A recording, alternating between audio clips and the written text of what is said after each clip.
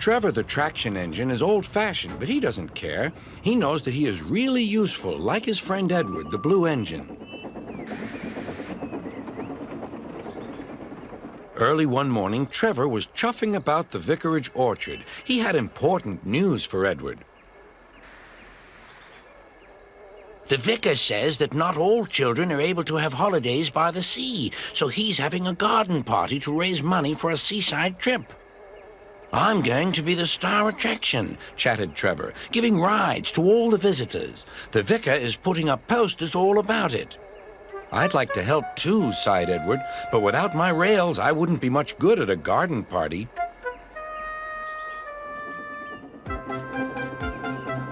It was a beautiful day, but Edward was worried. I wish there was something I could do for the party, he said. I'd like to be helpful, like Trevor. Edward's driver laughed. You're helpful in your own way, and that's on the railway.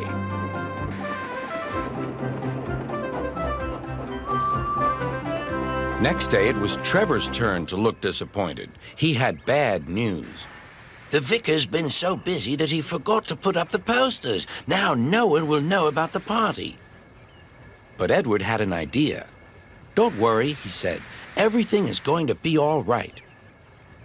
Then he explained to his driver. The vicar can paste his posters on my cab and coaches, so wherever I go, they'll go too. Well done, Edward, said his driver. I'm sure Sir Topham Hatt will agree. As indeed he did. Edward steamed happily through the stations collecting his passengers. Look, they said, the vicar is holding a party. We must go to that. Later, Trevor was resting in the orchard shed when Bertie rolled by. Hello, Trevor. Why are you dozing there like an old stick in the mud? I'm not dozing, I'm resting, replied Trevor. Then he told Bertie about the vicar's party. I'll be there too, boasted Bertie. I'm not sure people will want to ride on an old traction engine after traveling in a smart red bus like me. The party day arrived. It had rained heavily during the night, and the orchard ground was soaked. Rain and mud won't spoil my day, said Trevor. No, indeed, agreed his driver. We'll stay on the road, then we won't get bogged down.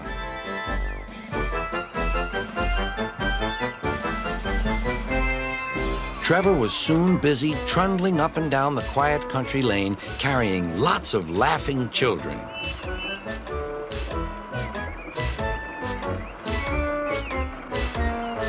He was just turning a corner when he heard Bertie.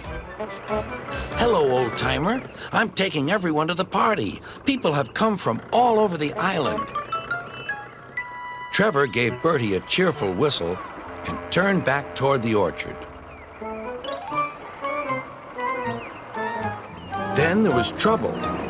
Help, I'm stuck, shouted Bertie. His wheels had sunk deep in the orchard mud.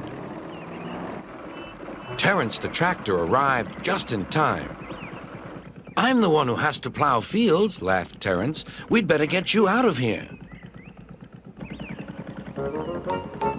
Using strong ropes, Terence and Trevor pulled Bertie clear of the mud. This will teach Bertie a thing or two, Trevor chuffered to himself. At last, Bertie was on the road again.